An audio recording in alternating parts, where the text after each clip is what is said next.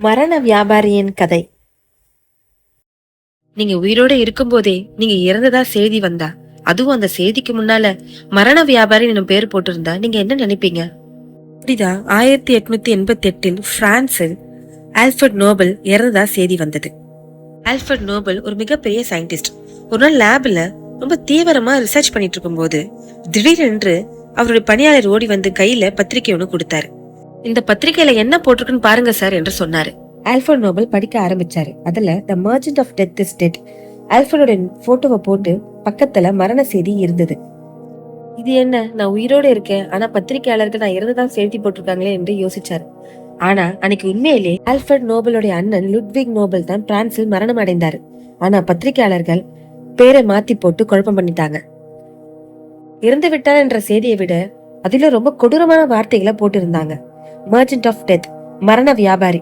இவர் தான் டைனமெட்டிக்கா கண்டுபிடிச்சவர். இவர் இருந்தது மனித குலத்துக்கே நிம்மதி என்ற வார்த்தை இருந்தது. என்னதான் டைனமெட்டிக்க சுரங்கம், ரயில்வே, சாலை அமைப்பு போன்ற வளர்ச்சிக்கு பயன்படுத்தினாலும் பெரும்பாலும் அதை போர், குண்டுவெடிப்பு, அழிவு என்பதில் தான் மனிதர்கள் பயன்படுத்தினார்கள். அதனால்தான் பத்திரிகையாளர்கள் இவரை மரண வியாபாரி என்று குறிப்பிட்டனர். இந்த செய்தி ஆல்ஃபிரட் நோபலுக்கு ஒரு சுமையாக இருந்தது.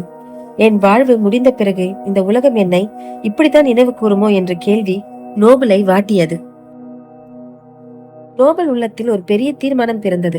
என்னுடைய கண்டுபிடிப்புகள் அழிவுக்கு மட்டுமல்ல, மனித குல முன்னேற்றத்திற்கும் பயன்பட வேண்டும் என்று. ஆனால் தனது சொத்தின் பெரும்பாலும் பகுதியை அறக்கட்டளைக்கு எழுதி வைத்தார். 1895 அவருடைய இறுதி விருப்பமானது நோபல் பவுண்டேஷனை உருவாக்கினார்.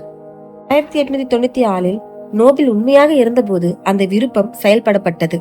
உலகம் அதிர்ச்சி அடைந்தது. மரண வியாபாரி என்று அழைக்கப்பட்ட நோபல் தனது சொத்தை அறிவியல், இலக்கியம், மருத்துவம், சமத்துவம் ஆகியவற்றுக்கான மனித குலத்திற்கு அர்ப்பணித்தார். இவ்வாறே நோபல் பரிசு பிறந்தது. பத்திரிகையாளர்களின் தவறான செய்தி தான் நோபலின் வாழ்க்கையை மாற்றியது. அந்த ஹெட்லைன் இல்லை என்றால் நோபல் பரிசு கூட இல்லாமல் இருந்திருக்கும். நோபலின் மரண செய்தி உலகத்திற்கு வாழ்வின் மிகப்பெரிய பரிசை தந்தது. ஒரே ஒரு தலைப்பு அவன் விதியை மாற்றியது. சரியான முடிவு அவன் பெயரை 100 ஆண்டுகளுக்கு உயிரோடு வைத்தது.